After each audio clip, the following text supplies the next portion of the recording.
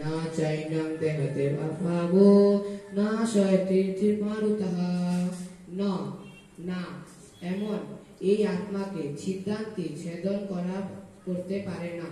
শস্ত্রাণি অস্ত্রসমূহ না এমন এই আত্মাকে দহতি দহন করতে পারে পাব না এমন এই আত্মাকে হৃদয়ান্তি আর্দ্র করতে পারে না। আপ জল না শয়তি সুপ্ত করতে পারে না। মারুতঃ বায়ু অনুবাদ।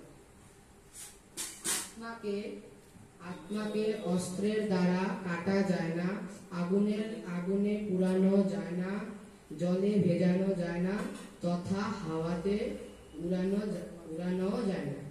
মানে আত্মাকে কোনো শস্ত্র দিয়ে কাটা যায় না, তারপর আগুনে জ্বলানো যায় না, জলে ভিজানো যায় না, আর হলো হাওয়াতে উড়ানো যায় না।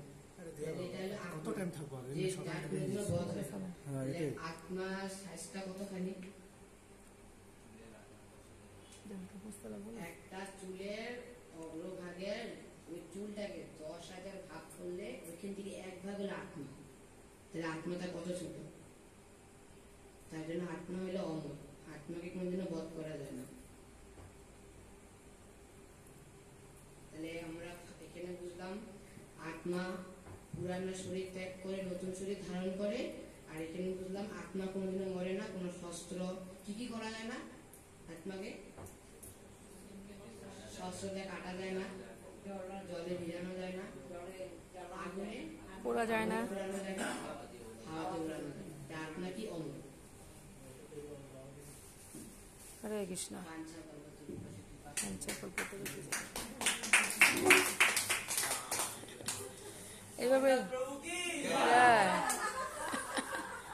এইভাবে তো শিখবো, পারবো।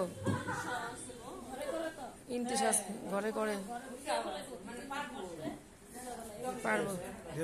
হ্যাঁ।